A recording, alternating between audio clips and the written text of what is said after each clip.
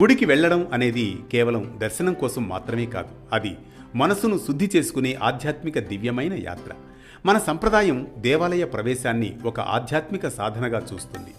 శుభ్రమైన వస్త్రాలు ధరించడం అంటే బాహ్య పరిశుభ్రత మాత్రమే కాదు, అంతరంగ పవిత్రతకు అది ఓ సంకేతం. గుడిలో మౌనంగా ఉండమని చెప్పడం అంటే దైవనామస్మరణ మాత్రమే చేయమని సూచించడం. మనసును చంచలత నుంచి ఏకాగ్రత వైపు నడిపించే మార్గం ఈ దేవాలయ నియమం. దీపారాధనకు కూడా ఒక శాస్త్రబద్ధ పద్ధతి ఉంది. దీపపు ఒత్తిని నూనెలో తడిపి వెలిగించి దాని ద్వారా మరో దీపం వెలిగించడం జ్ఞానం ఒకటి నుంచి మరో దానికి పంచబడే ప్రక్రియకు సంకేతం. ఉదయాన్నే తూర్పు దిశగా 2 ఒత్తులు, సాయంత్రం తూర్పు పడమర దిశలతో దీపం వెలిగించడం కాలచక్ర సమతుల్యతను సూచిస్తుంది. వెలిగిన దీపాన్ని ఆర్పరాదనే నియమం, భక్తి జ్యోతి ఎప్పుడూ ఆరిపోకూడదనే సందేశం. విగ్రహానికి ఎదురుగా నిలబడి నమస్కరించకూడదనడం వినయానికి పాఠం. పక్కగా నిలబడి చేతులు జోడించడం అంటే నేను నీ దాసుణ్ణి అనే సమర్పణ భావానికి సంకేతం. పురుషులు సాష్టాంగ నమస్కారం, స్త్రీలు మోకాళ్లపై వంగి నమస్కారం శరీరమంతా వినయంతో ప్రకటించే భక్తి రూపాలు. శివలింగం నంది మధ్య నడవరాదనేది శివతత్వానికి గౌరవ సూచకం. తులసి దళాలను దళాలుగానే సమర్పించాలి. ప్రకృతి సమగ్రతను గౌరవించాలనే సూచన. పుష్పాలను ప్రేమతో సమర్పించాలి. అవి వియోగానికి కాదు, ఐక్యతకు ప్రతీకలు కావాలి. వారం రోజులన్నీ దైవారాధనకు అంకితమైన పవిత్ర అవకాశాలే. ఇది కాలానుసారం చిత్తశుద్ధి సాధన. ఆదివారం సూర్యనారాయణ స్వామి ఆలయ దర్శనం శక్తి, ఆరోగ్యానికి సంకేతం. సోమవారం శివపార్వతుల సన్నిధి మనసుకు శాంతి, చైతన్యం అందిస్తుంది.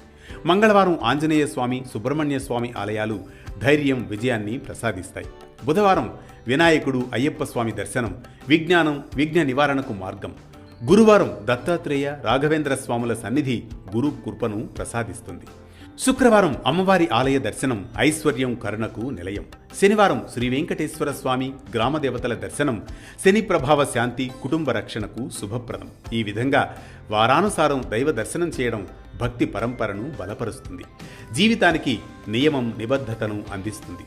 శివునికి అభిషేకం, సూర్యునికి నమస్కారం, విష్ణువుకు అలంకారం, అమ్మవారికి కుంకుమార్చన, ఇలా ప్రతి దైవానికి తగిన భావార్పణ.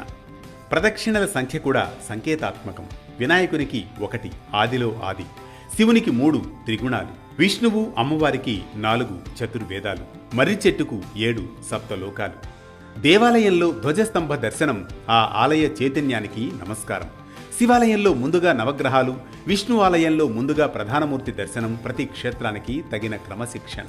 మొదట పాద దర్శనం, తర్వాత ఆపాదమస్తక దర్శనం. వినయంతో ప్రారంభించి సంపూర్ణతకు చేరడం. తీర్థాన్ని 3 సార్లు విడిగా స్వీకరించడం శరీరం, మనసు, ఆత్మశుద్ధికి సంకేతం. ఇవి కేవలం దేవాలయ నియమాలు మాత్రమే కావు, మన జీవనశైలిని శాంతి, సమతుల్యత, వినయంతో నడిపించే ఆధ్యాత్మిక మార్గదర్శకాలు.